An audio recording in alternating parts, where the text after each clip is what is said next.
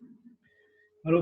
चलो स्टूडेंट, तो हम लोग जो अगला चैप्टर लेते हैं, जैसे कि आपको अपनी स्क्रीन पे दिख रहा है, वो है आपका नेशनल कमीशन फॉर ऑफ ये ह्यूमन राइट्स। ठीक है, नेशनल ह्यूमन राइट कमीशन या national commission for human rights. तो इसको लेके सबसे पहला क्वेश्चन आता है कि ये एक कॉन्स्टिट्यूशनल बॉडी है या नॉन कॉन्स्टिट्यूशनल बॉडी है। ठीक है, तो सबसे पहले ये क्या है? It is a non constitutional non constitutional body है, क्योंकि इसका जो डिस्क्रिप्शन है वो किसी भी आर्टिकल में नहीं है। ठीक, तो मैंने आपको शुरू से मैं बार बार बोलता आ रहा हूँ कि जो आपके इंस्टीट्यूशंस जिनका डिस्क्रिप्शन किसी आर्टिकल में है वो आपके कॉन्स्टिट्यूशनल बॉडी होंगी, और वो आपके इंस्टीट्यूशंस जिनका डिस्क्रिप्शन किसी भी आर्टिकल में नहीं है वो नॉन कॉन्स्टिट्यूशनल बॉडी होंगी। ठीक है, अब अगला क्वेश्चन आता है कि ये national human right commission establish कब हुआ था? तो ये आपका स्टैब्लिश हुआ था 1993 में।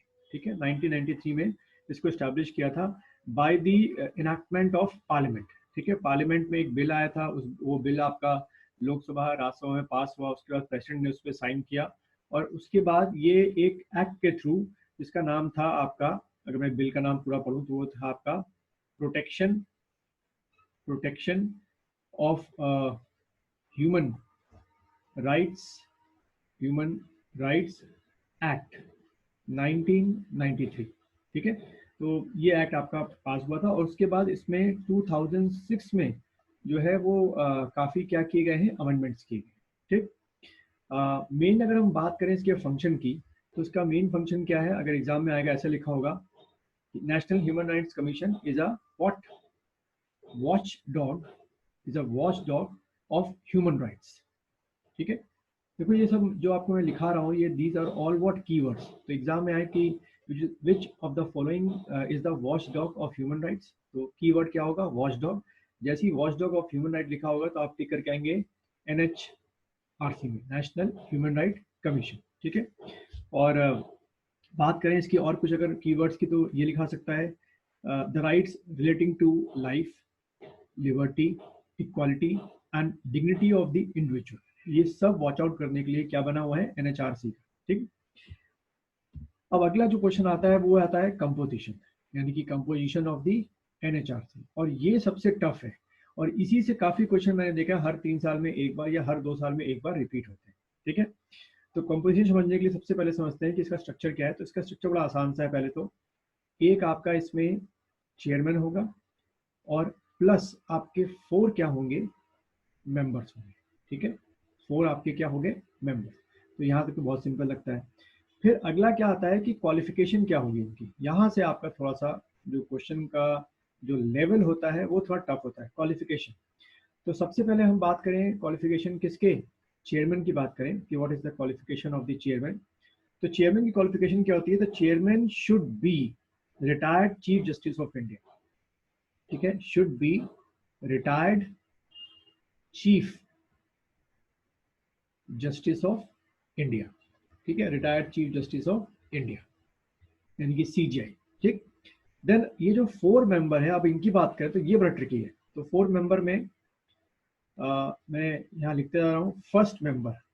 ठीक है, जो फर्स्ट मेंबर होगा उसकी क्वालिफिकेशन क्या है? तो साफ साफ लिखा हुआ है कि the first member should be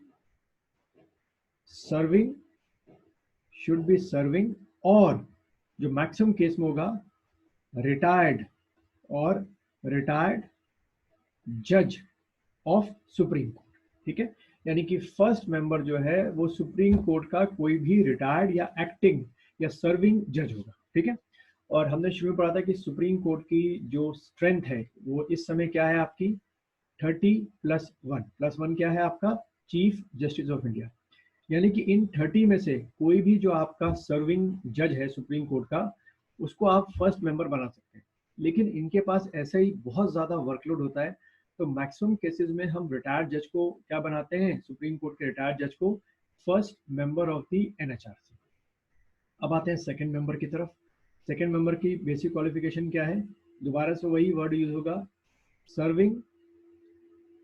serving और मैक्सिमम केस में जो अपॉइंट करते हैं retired chief justice of high court.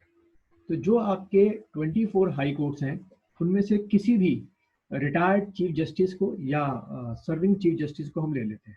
तो यहाँ पर भी दूसरे केस में कई आपके जो जजेस होते हैं वो रिटायर्ड हो जाते हैं हाई कोर्ट से चीफ जस्टिस, उनको हम सेकंड मेंबर के तौर पे अपॉइंट करते हैं। ठीक है, तो यहाँ हमारा फर्स्ट मेंबर की क्वालिफिकेशन हो गई और उसके बाद सेकंड मेंबर की क्वालिफिकेशन हो गई। अब बात करते हैं थर्ड मेंबर और फोर्थ मेंबर, क्योंकि दोनों की क्वालिफिकेशन बिल्कुल एक जैसी, और वो ये है कि इन थर्ड और फोर्थ मेंबर्स का class should be practical knowledge. ठीक है, should be practical knowledge plus experience, ये भी होना बहुत जरूरी है, plus experience in human rights. ठीक है, तो होता क्या है कि ये जो थर्ड और फोर्थ मेंबर होते हैं, मैक्सिमम केसेस में इनका खुद का एनजीओ होता है जो ह्यूमन राइट्स की फील्ड में लगातार काम कर रहा होता है, या ये किसी ह्यूमन राइट्स रिलेटेड एनजीओ में एज अ एम्प्लॉय के तौर पे काम कर रहे होते हैं। ठीक है, तो ये practical knowledge of and experience of the human rights. ठीक है, तो मैंने आपको क्वालिफिकेशन बता दी किसकी, चेयरमैन प्लस आपके 4 मेंबर्स। ठीक है, अब कंपोजिशन में क्या है कि थोड़ा सा और इन्होंने इसको क्या कर दिया, थोड़ा सा टफ बनाना शुरू किया। क्या कि ये जो चेयरमैन है इनका हमने क्वालिफिकेशन पढ़ ली, प्लस आपके जो ये 4 मेंबर्स हैं, इन सब का जो अपॉइंटमेंट है, ठीक है, जो आपका अपॉइंटमेंट है वो कौन करता है। ठीक है, तो सिंपल बुक में लिखा हुआ है कि इनका जो अपॉइंटमेंट है, the chairman and members are appointed by the president. ठीक है, बाय द प्रेसिडेंट, इनका अपॉइंटमेंट जो है वो प्रेसिडेंट करते हैं। ठीक है, ये हम इन चेयरमैन और 4 मेंबर की बात कर रहे हैं। After getting recommendation from the 6 member committee. ठीक है, देखो कितना टफ होता जा रहा है, 6 मेंबर कमेटी। थोड़ा सा इसको मैं डिस्कस करूंगा आपके साथ कि थोड़ा सा आपको और ये इजी लगने लगे। यानी कि अभी तक हमने क्या समझा कि जो ये चेयरमैन है और जो ये 4 मेंबर्स हैं, इनकी क्वालिफिकेशन समझ ली, डन। देन चेयरमैन और मेंबर क्वालिफिकेशन समझने के बाद इनका अपॉइंटमेंट कौन करता है, प्रेसिडेंट करता है। लेकिन प्रेसिडेंट जो करेगा वो किसके कहने पर करेगा, ये 6 मेंबर की कमेटी के कहने पर करेगा। अब आपके एमसीक्यू में, प्रीलिम्स में कई बार क्वेश्चन ऐसे भी आ जाते हैं कि इस 6 मेंबर की कमेटी में कौन कौन होते हैं। सिंपल है, शुरू करते हैं। सबसे फर्स्ट मेंबर जो होंगे वो होंगे आपके प्राइम मिनिस्टर, सबसे आसान। ठीक है, the first member is prime minister. Then आपका सेकंड जो होंगे वो आपके होंगे स्पीकर। ठीक है, स्पीकर ऑफ व्हाट, लोकसभा। जब भी मैं स्पीकर बोलूंगा मैक्सिमम केसेस में मैं लोकसभा की बात कर रहा हूं, तो स्पीकर ऑफ लोकसभा। ठीक है, देन आपके थर्ड कौन होंगे, डिप्टी चेयरमैन। हाँ, डिप्टी चेयरमैन ऑफ राज्यसभा। अब ध्यान रखना, आउट ऑफ 6 को हम पढ़े कौन कौन से हैं, और यहीं पे आपका जो एग्जामिनेशन बॉडी है, चाहे वो यूपीएससी हो चाहे वो स्टेट पीसीएस हो, यहीं पे वो ट्रिकी चीज कर जाता है। ट्रिकी चीज क्या करता है कि अगर आपने इसको ढंग से एक कॉन्सेप्ट नहीं समझा है तो वो आपको थर्ड मेंबर में क्या लिख देगा, डिप्टी स्पीकर। तो वो गलत है, डिप्टी स्पीकर कभी नहीं होता। या क्या लिख देगा, चेयरमैन ऑफ राज्यसभा। वो तो हो भी नहीं सकता क्योंकि वो क्या होते हैं, वाइस प्रेसिडेंट होते हैं। ठीक है, तो थर्ड मेंबर कौन हो गया, डिप्टी चेयरमैन ऑफ राज्यसभा, भूलना नहीं, deputy chairman of Rajya Sabha. Then आपके फोर्थ मेंबर जो होते हैं वो कौन होते हैं, लीडर ऑफ अपोजिशन। ठीक है, leader of opposition in Lok Sabha.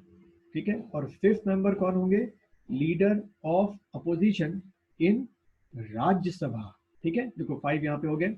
और सिक्स्थ कौन होते हैं आपके, 6 मेंबर आपके होते हैं होम मिनिस्टर। ठीक है, तो अगर आप चाहते हैं इसको समझना तो यहाँ पे वीडियो पॉज करो, और वीडियो पॉज करने के बाद समझो। मैं फिर से आप ये 4-6 के नाम आप लिख लिए, मैं फिर से बार रिवाइज कर देता हूँ आपके लिए। चेयरमैन प्लस 4 मेंबर एनएचआरसी के कंपोजिशन होता है, इनका अपॉइंटमेंट प्रेसिडेंट करता है। प्रेसिडेंट किसके कहने पर करता है, ये जो 6 मेंबर की कमेटी होती है। और ये 6 मेंबर में कौन है, प्राइम मिनिस्टर है, स्पीकर ऑफ लोकसभा है। Then third member deputy chairman of Rajya Sabha. Then fourth member, leader of opposition in Lok Sabha. Then fifth member, leader of opposition in Rajya Sabha. और सिक्स्थ मेंबर कौन होते हैं, home minister. ठीक है, तो ये 6 के 6 मिलके ये डिसाइड करते हैं कि चेयरमैन कौन बनेगा और 4 मेंबर वो कौन से आएंगे। ठीक है, चलो यहाँ तक तो आप समझ चुके होंगे।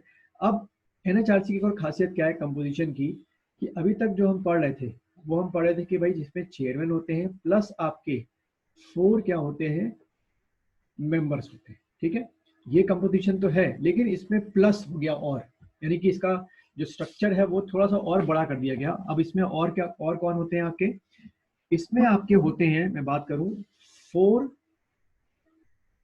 यानी कि 4, 4 ex officio, ex officio, ex officio members, 4 ex officio members. ये लोग कौन होते हैं भाई, तो सिंपल है, ये 4 एक्स ऑफिशियो कौन होंगे, ये आपके सभी जो मैं आपको लिखा रहा हूँ इंस्टीट्यूशन उसके चेयरमैन होंगे। जैसे कि कौन कौन होते हैं, सबसे पहला chairman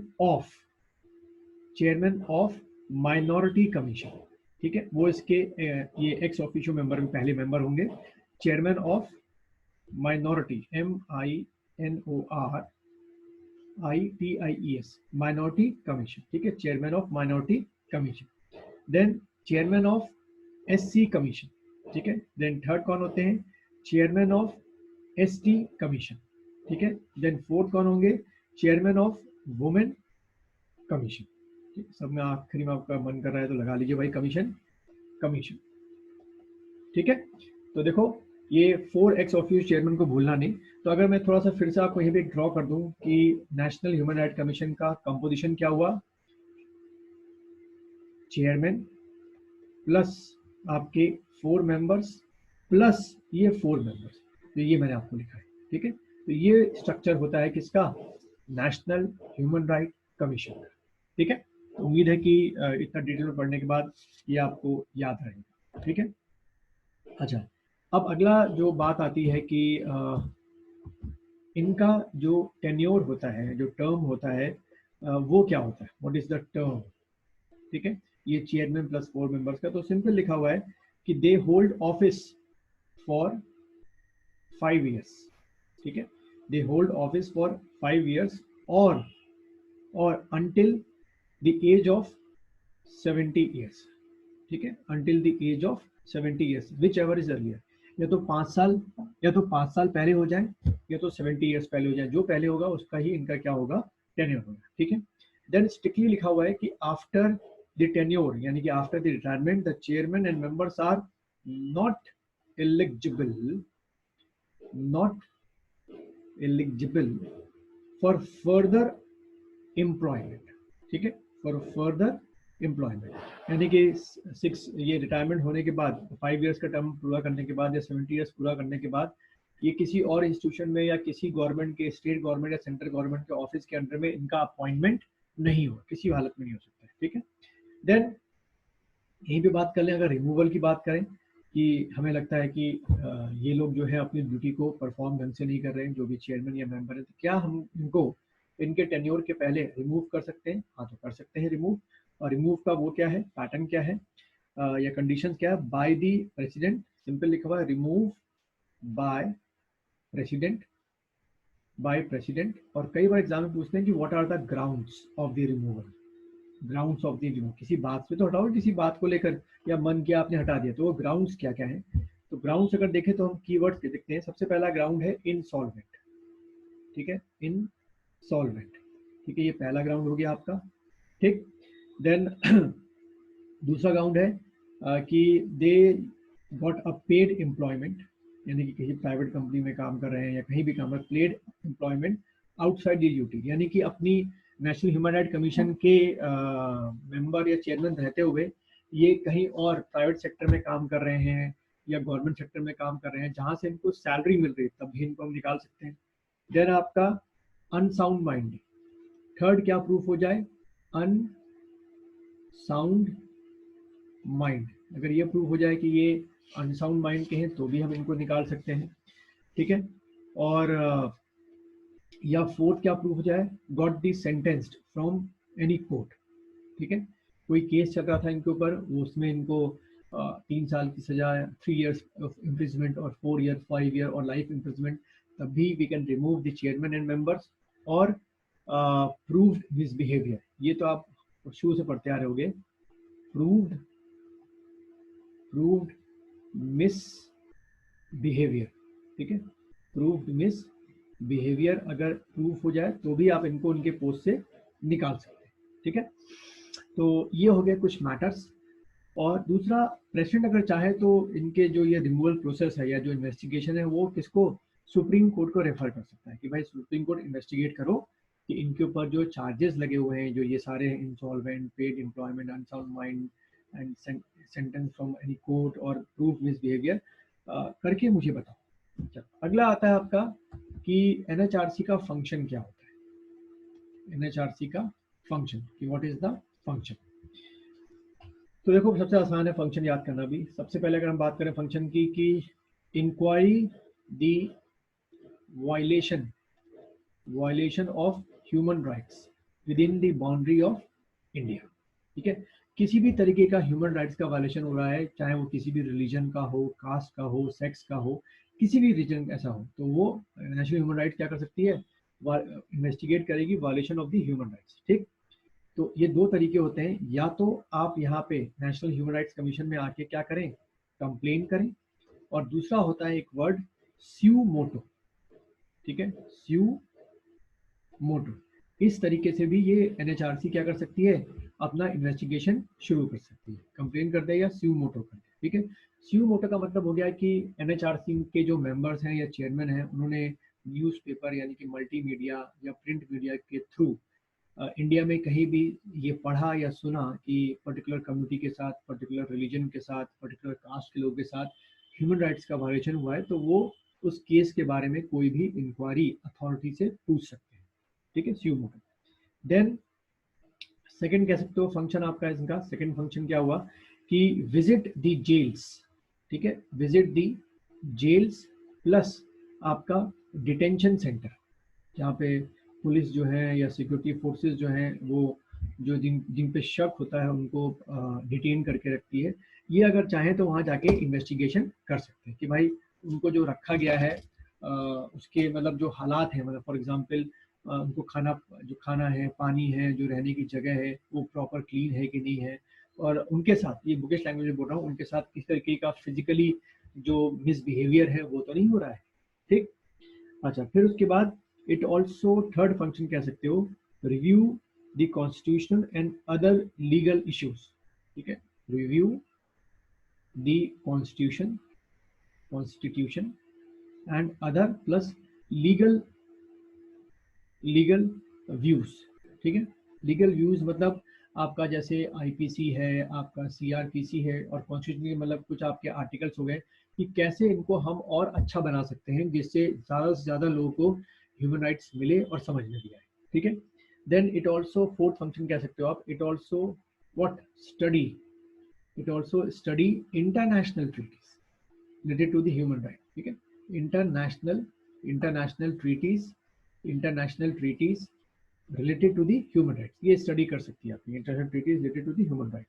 then it spread literacy, ये सबसे इंपॉर्टेंट काम मुझे मेरा पर्सनली मानना ये लगता है, इट स्प्रेड लिटरेसी, ठीक है, about what, about the human rights, कि आम लोगों को, जो कॉमन मैन है, उसको कई बार अपने राइट्स के बारे में नहीं पता होता, ह्यूमन राइट्स तो छोड़ो, फंडामेंटल राइट्स के बारे में नहीं पता होता।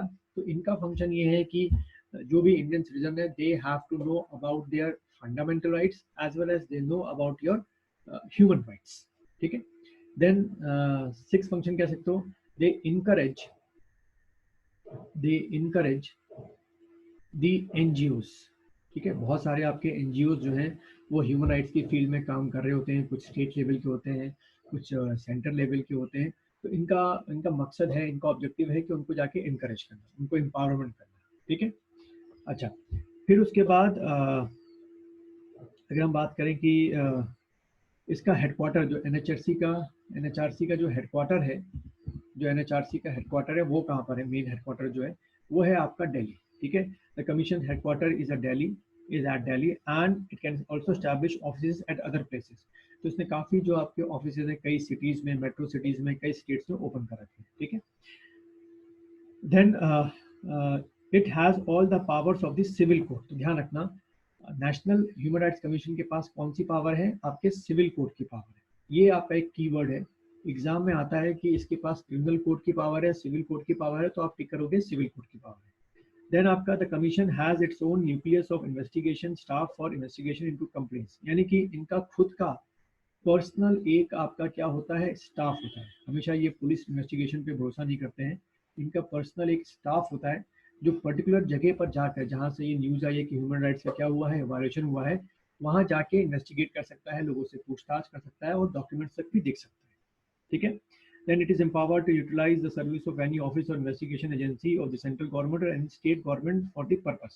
मतलब अगर NHRC को लगता है कि पर्सनल जो इनका स्टाफ है उससे जो फंक्शंस हैं वो पूरी फुलफिल नहीं हो पा रहे, तो NHRC take the help take the take the help of local police, ठीक है, या स्टेट पुलिस, उनसे भी ये मदद ले सकता है। ठीक। The commission is not empowered to inquiry into any matter after the expiry of 1 year for the date of the constitution was take।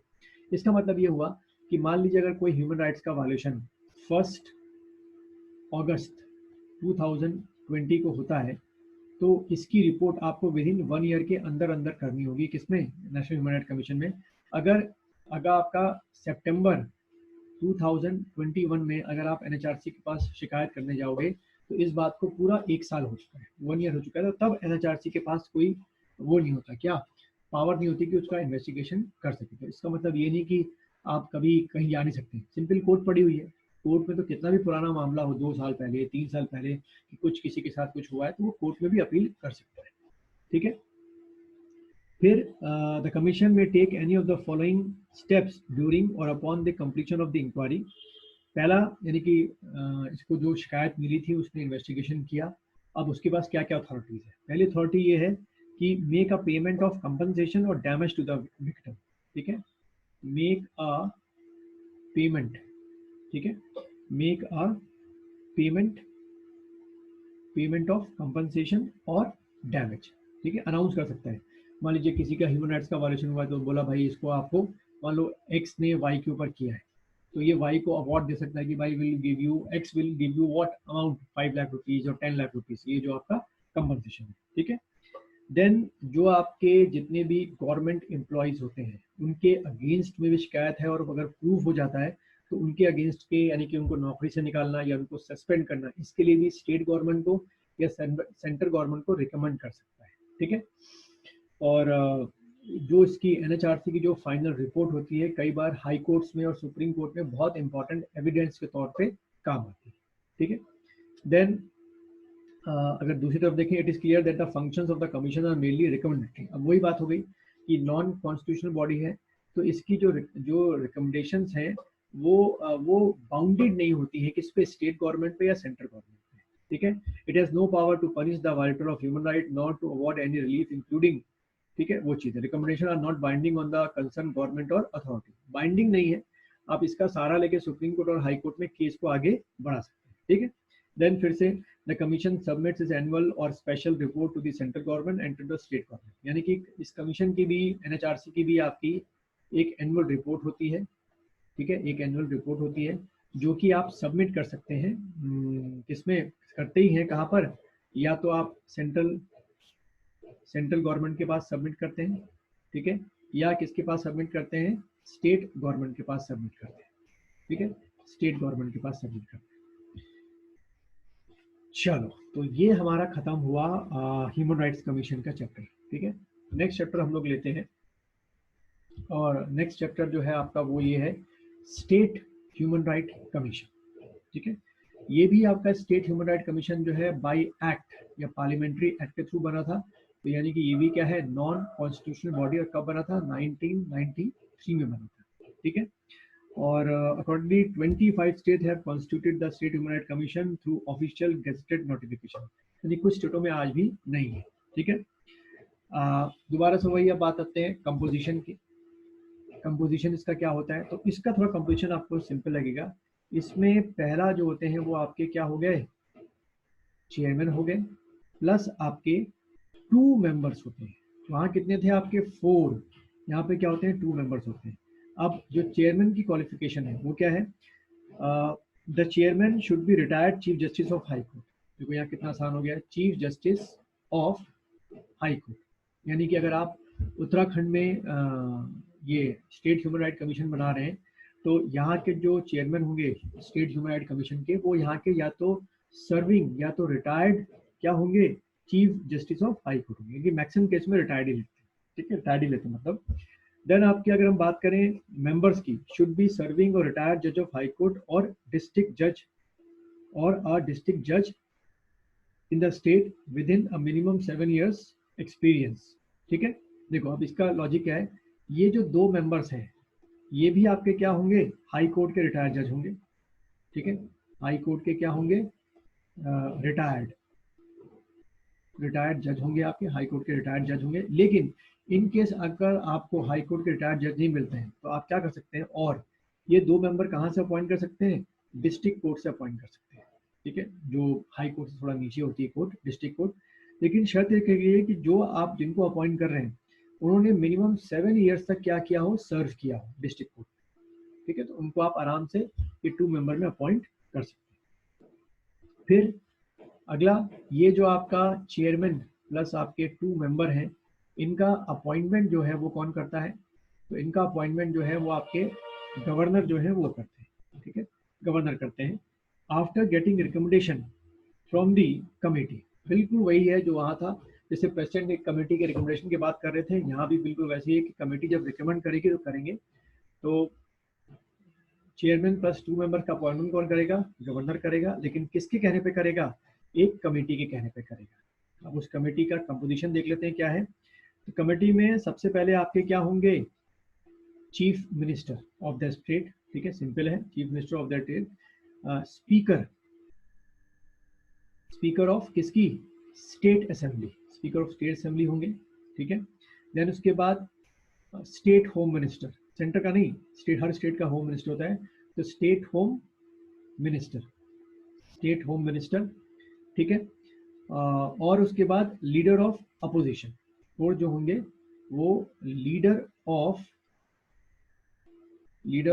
Opposition in the state assembly या ऑफ द स्टेट असेंबली, ठीक है।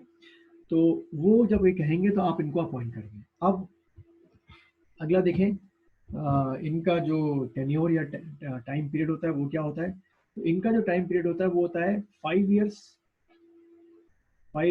और अगर ये नहीं तो up to the age of 70 years, या तो 5 साल हो सकता है या 70 years तक की एज तक हो सकता है, विच एवर इज, दोनों में से जो पहले हो जाए, ठीक है। देन अगर रिमूवल की बारी आई, अगर मान लो ये किसी तरीके के, जो मैंने पहले लिखा था कि जो आपका नेशनल ह्यूमन राइट्स कमीशन है वो जो उसके मेंबर्स हैं इंसॉल्वेंट है या किसी तरीके के मिसकंडक्ट में या प्रूफ बिहेवियर में इन्वॉल्व रहते हैं या पेड एम्प्लॉयमेंट इन्वॉल्व रहते हैं, तो अगर इनके साथ वही कंडीशन है, जो कंडीशन मैंने आपको रिमूवल के लिखाई थी नेशनल ह्यूमन राइट कमीशन में, बिल्कुल वही कंडीशन यहाँ पर भी रिमूवल की। तो कौन कर सकता है रिमूवल, तो यहाँ पर इंटरेस्टिंग है कि बाय दी प्रेसिडेंट। तो देखो स्टेट ह्यूमन राइट्स कमीशन के मेंबर्स और चेयरमैन का अपॉइंटमेंट तो कौन कर रहा है, गवर्नर, लेकिन रिमूवल कौन कर रहा है, प्रेसिडेंट।